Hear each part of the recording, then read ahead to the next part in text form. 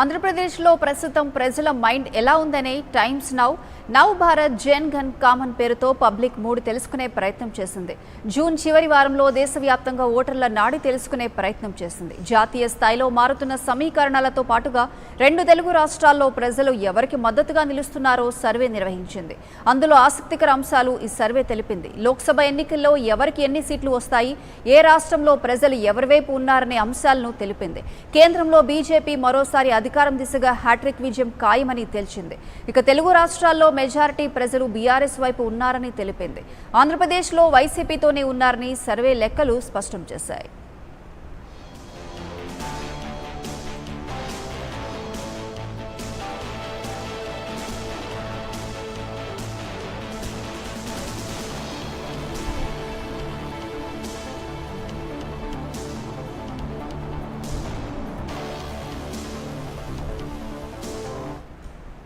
కేంద్రంలో బీజేపీకి 285 నుండి 325 మధ్య సీట్లు వస్తాయని తేల్చింది. ఇక కాంగ్రెస్కు 111 నుండి 149 మధ్య సీట్లు ఖాయమని తేల్చింది.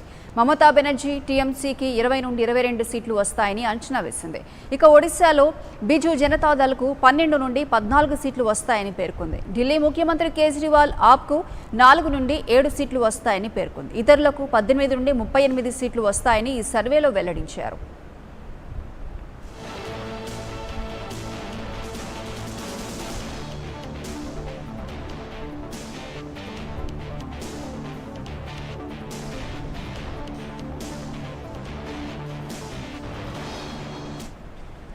తెలంగాణలో మొత్తం 17 స్థానాలు ఉండగా బీఆర్ఎస్ 50% పైగా సీట్లు గెలుస్తుందని తెలిపింది.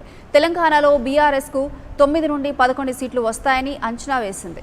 ఏపీలో మరోసారి వైసీపీ ప్రభంజనం కొనసాగుతుందని టైమ్స్ నవ్ భారత్ సర్వే స్పష్టం చేసింది. వచ్చే ఎన్నికల్లోనూ వైఎస్ఆర్ పార్టీకి తిరిగి 2019 నాటి ఫలితాలు రిపీట్ అవుతాయని లెక్కలు వేసింది.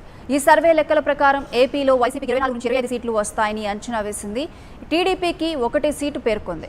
ఇక 2019 ఎన్నికల్లో వైసీపీకి 22 లోక్సభ స్థానాలు దక్కాయి. ఈ సర్వే అంచనాల ప్రకారం అంతకంటే 1 సీటు పెరిగే అవకాశం కనిపిస్తోందని పేర్కొంది.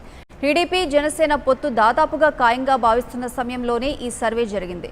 జూన్ చివరి వారంలో చేసిన సర్వేగా ఈ సంస్థ ప్రకటించింది.